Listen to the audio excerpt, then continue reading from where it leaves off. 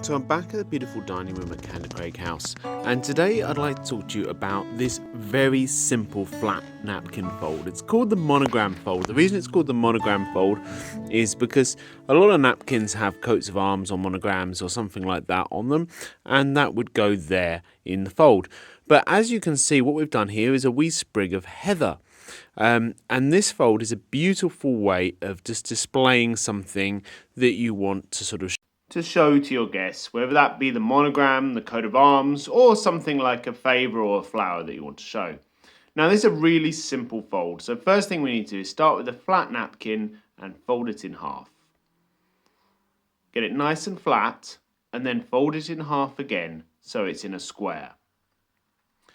Now what you'll notice is at one end of the napkin you have all of the folded ends. So they're all folded up together like this.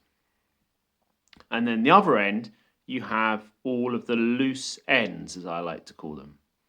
So what we're going to do is we're going to fold in these loose ends, and they're going to be the bit that's inside the napkin fold. So it'll look nice and neat when it's in front of the guest. So we just fold that over, just fold the corner over.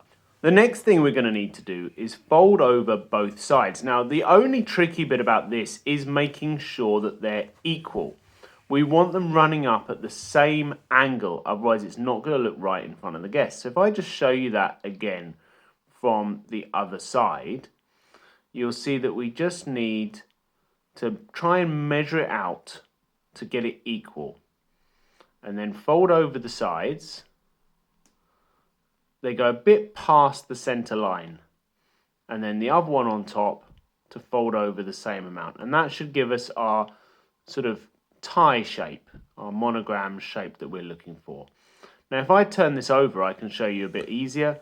Here we go, this is a sort of pentagram shape that we end up with, and here's how it looks on the other side. Fold one bit over, then the other. Really is such a simple fold. The only tricky bit is making sure that every single one of them is the same. So when we're folding the next napkin, we have to make sure that we fold it over exactly the same amount. So when we put them all on the table, they're all going to look the same as each other. Because actually it's very easy to have one that's narrow and one that's wider. After a bit of practice, you can do this just by eye. But to begin with, you'll probably want to measure it out against the last one you folded to make sure that they all look the same. Okay, well, as promised, a really, really simple one for you today, and I hope you enjoy it. Thanks very much. Bye-bye.